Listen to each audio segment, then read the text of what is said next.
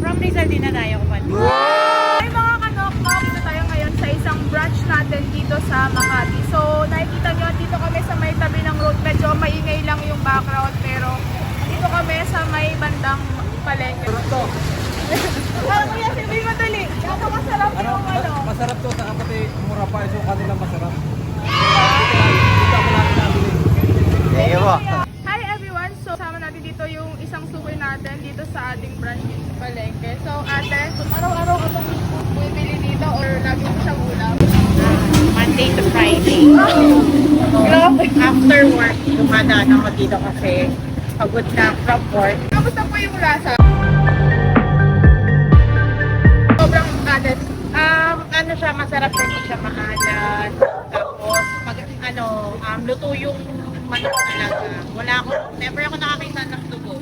Hindi malat na, kaya siguro kaya naging araw-araw din na bumibili din ako para din sa Comparison po sa Chicken Joy. Di ba yung Chicken Joy sa balat lang yung ano, yung lasa. Yung pansit po kasi tatagos siya sa laman eh. Totoo ba yun? Masarap sa hindi siya balat lang. Talaga pati yung may lasa. Thank you, ate. Mga kanok-nok, so alam niyo na. So may dala na tayong patunay na itong seasoning na to, tumatagos talaga siya hanggang laman.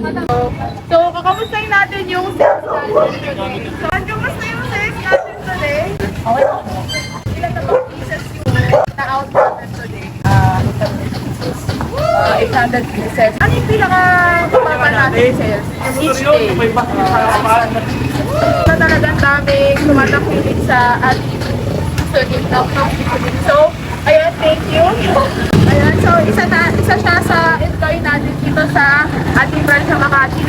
Kung gusto nyo matutunan kung paano mag-fried chicken business, kung gusto nyo mag-start ng fried chicken business, just click the link below or meron kaming Shopee account. So, pwede nyo i-check yun and check out na yung Knock Knock Seasoning. And we are exclusive partner